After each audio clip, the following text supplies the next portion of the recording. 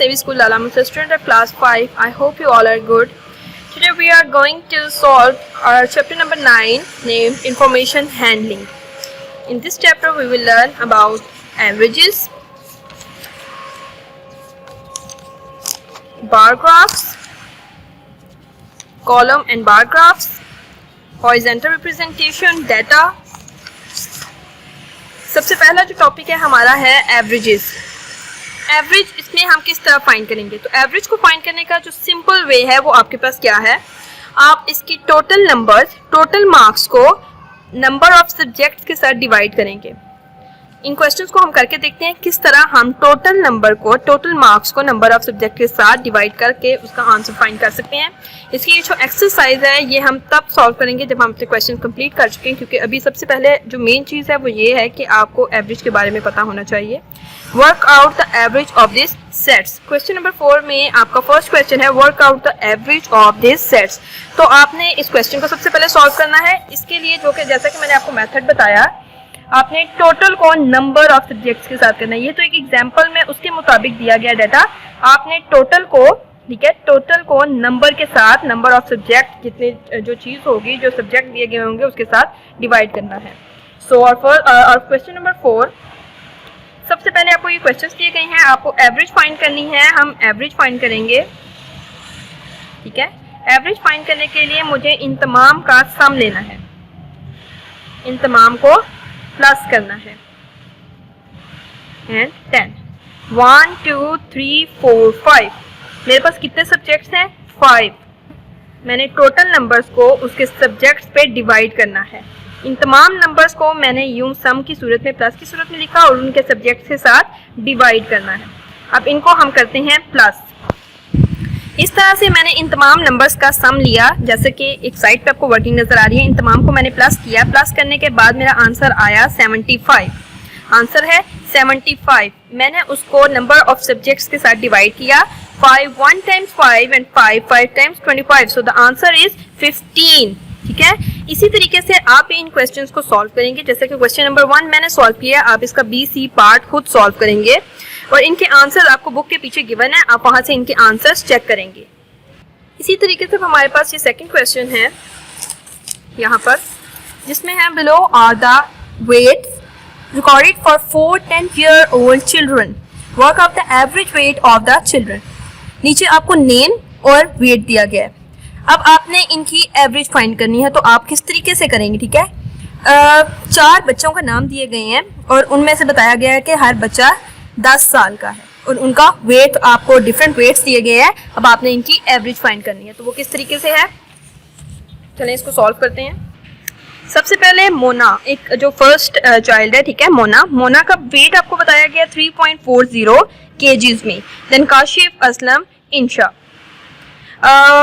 मोना का, ठीक है, मोना के लिए आपको जो उनका वेट बताया गया, जैसा कि वेट बताया गया था आपको 10 की एज बताई गई थी, हर बच्चा 10 साल का है, तो आप हर बच्चे के वेट को उसके साल, उसकी एज से डिवाइड करेंगे। 3.40 को मैंने 10 से डिवाइड किया, मेरे पास था 3.4।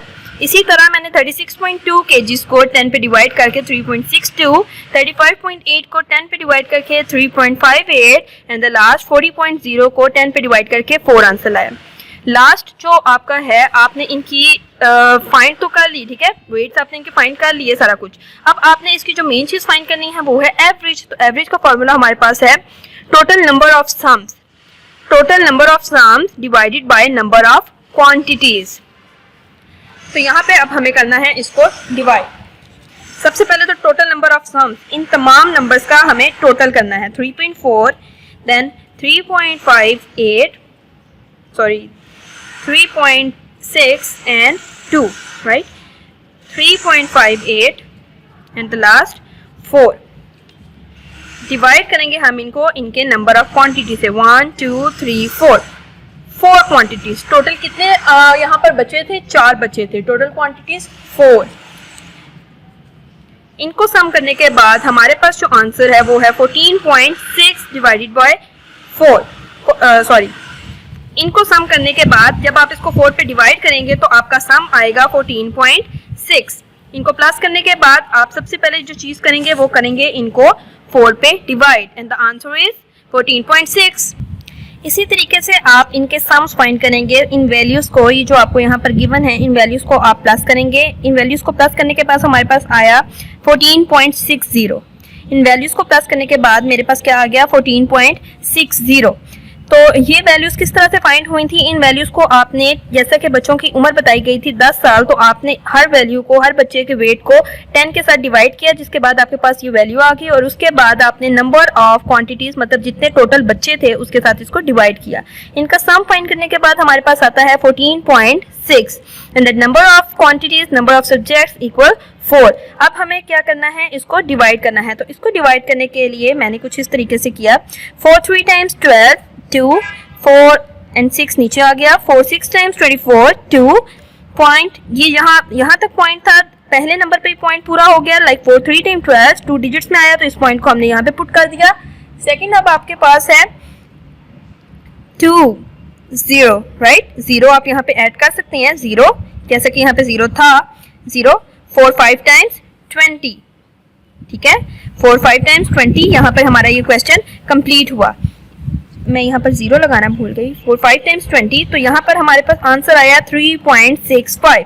सो आवर आंसर इज 3.65। इस एक्सरसाइज का लास्ट क्वेश्चन आपका यहाँ पर खत्म होता है। इसी तरीके से आप इसकी एवरेज फाइंड करेंगे।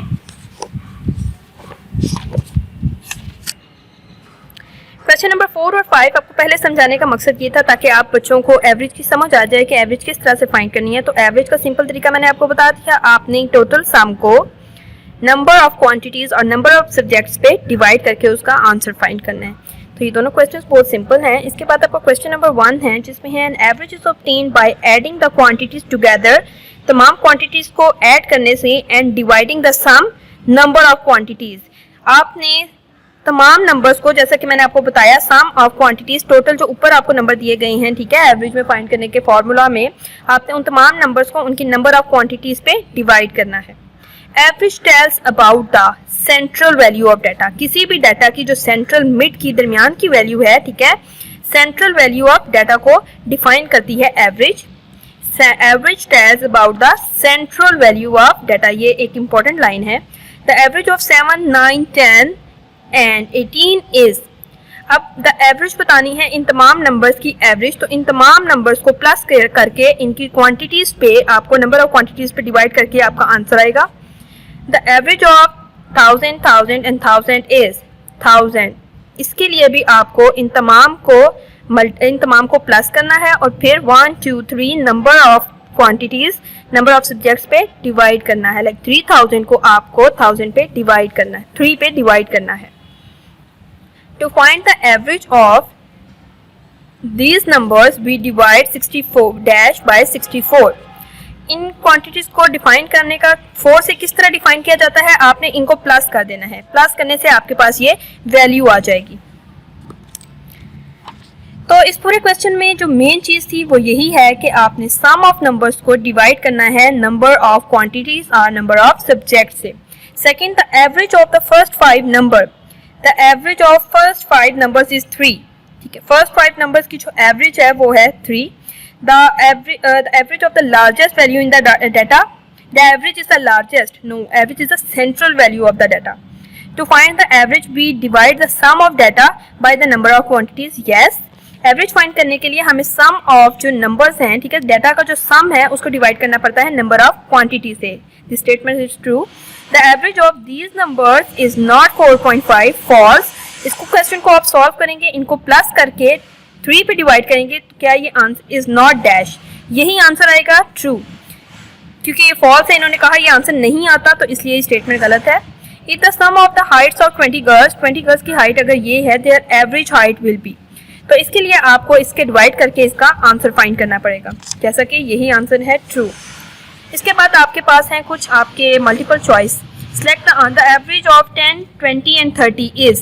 सेम मेथड, 10 20 और 30 को आपको प्लस करना है और उसके बाद 1 2 3 3 पे डिवाइड करके उसका आंसर फाइंड करना है। जैसे 30 40 50 and 60। 60 divided by 1 2 3, number of quantities 3 3 1 10 3 3 2 times 6, 20 is the right answer. To find the averages इन्हीं क्वेश्चंस को, इन्हीं एवरेजेस को आपको इन्हीं नंबर्स को प्लस करना है, देन डिवाइडेड बाय 1 2 3 4, 4 पे डिवाइड करना है।